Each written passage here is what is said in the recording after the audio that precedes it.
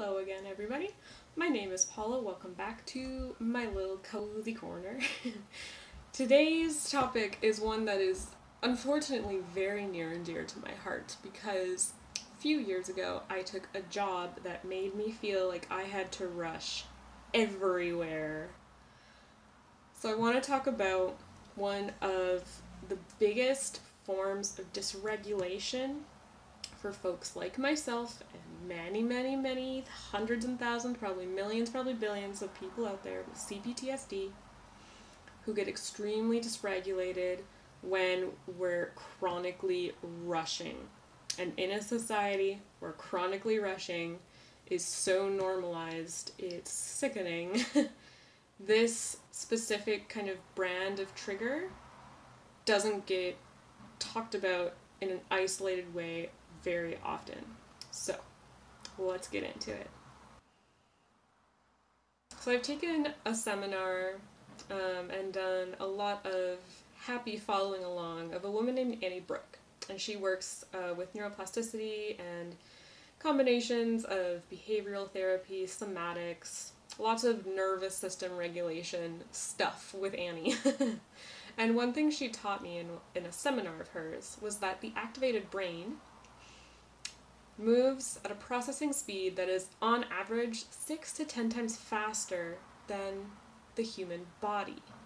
So the way that your body experiences the world, if you were to imagine your mind, your intellect, detached from just the language and the experience of your body, your sense of touch, sight, taste, all your senses, that mind can go so much faster than our body. And we tend to feel the absolute best, and by best I mean really grounded, really present, that elusive state of being that all the monks talk about.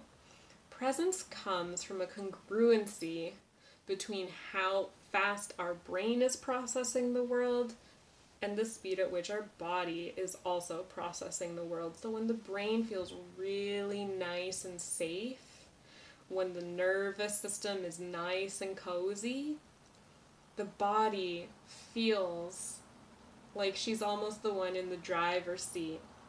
And it is so nice for especially the chronically stressed mind to go at the pace of the body because that's nature's pace and it feels divine. So when I was taking this job that had me chronically stressed, I lost my relationship, that fundamental relationship to relaxing. And I think that's a pretty big commonality, a shared experience among many folks across the board in Western society or in any other culture that Western society has even put a finger on in the last however many years. So it's an epidemic that many of us are normalizing just simply due to exposure. We're normalizing this incredible speed of life. And we're also, I feel, getting really frustrated at ourselves, like, oh, why can't I relax? Also, why can't I keep up? Total catch-22. Like, we want to go slower, we know we should go slower, but then it feels like this machine we're riding on is just gonna get completely out of control, leave us behind, abandon us, and, we're gonna end up on the street. We have lots and lots of really scared thoughts. A lot of really scared, almost like deeply entrenched body reactions when it comes to stuff like this. So I want you to know, this rushing, this feeling of having no time, this feeling of like time being like sand just slipping through your hands, that is a symptom of chronic stress. So this is not so much a real experience in your life, or I should say not the only way you can experience life, but it's a symptom, a very valid symptom of the chronically stressed brain. The brain is trying to do so much processing. It is a friggin' supercomputer that has the body of like the very first computer ever made in the 80s. they're just a bad match. They're gonna get mad at each other all the time. The tension's gonna be unbearable. So a lot of folks will experience the symptoms of this rushing, as so many things. It can be a literal clumsiness. Like, you can't seem to make your hands work in a dexterous way. Like, you're dropping stuff. You can't actually tie your boot. You can't actually get the stuff in the pockets. You can't find anything in your purse. Even sight, our sight will get really, really hyper-focused, and it will feel like there's almost like a cloudiness up here above our forehead. We'll lose a sense of our entire field of consciousness, and instead we're just focused on like the road in front of us, like get to the destination, or where are my keys, and we're really focused on finding the keys and our phone and whatever else. In terms of physicality, you might notice a disconnect between your hands and the things you're touching. So it's almost like you're grasping for the keys, but do you really feel them? And so I invite you to imagine the contrast of your most sensual experience of touch, and how you can feel like every little molecule almost passing over your skin. That's a relaxed brain state. Versus when you're rushing around in the morning and you've had a bunch of caffeine pumping through your veins and you know you've got to be somewhere by 9 a.m. Big, big difference. The thing is, when the body learns that there is no one there to catch it, that there's no one there to ensure that it has a slower period throughout the day, when it's not getting shown that safety is going to be something that's introduced to it on a fairly regular basis, it learns to repress. Our emotions learn to go somewhere else, but they don't go away entirely. They go in our tissues. Everything is so interconnected, in my opinion anyway, in my experience of this life. And so, what we don't express, what we don't go digging for, digging for is the wrong word, what we don't tend to, that's the right word, it will find a way of expressing itself even. So those are some of the symptoms. I'm going to link another video down below. It's from Anna Runkle, the crappy childhood fairy. And she gives a really fantastic example of Mr. Rogers as a kind of antidote to this state of rushedness. Because, the way he would arrive home and slowly shut the door, consciously put his sweater on his little coat hook, change his shoes.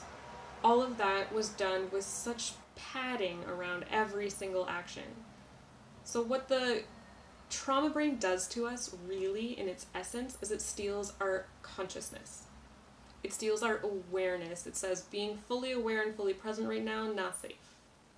Which is normal. Every human throughout the day will be naturally dissociating, because we don't need to process everything. That's very true. But when it comes to the point where we're not able to process any of our truth, things get really, really blocked up.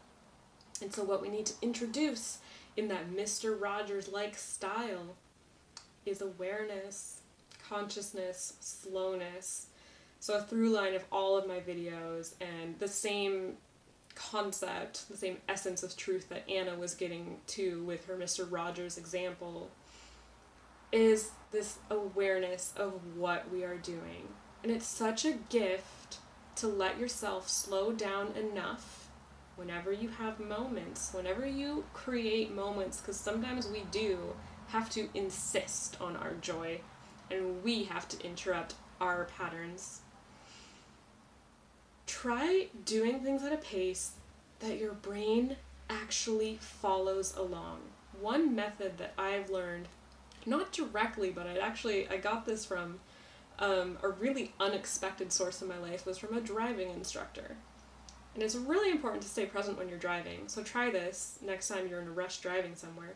Literally narrate what you're doing and where you're going. So this looks like this. I'm pressing on the gas with my right foot. I'm looking left, I'm looking right. I'm making my left hand turn. Stuff like that. And try keeping with it for your whole journey if you can. If you've got other people in the car, get them to help you.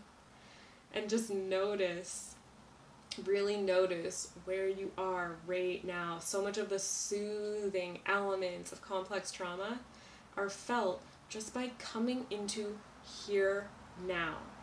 So my goal with the way I approach healing is to make that otherwise very elusive notion of be present something really tangible.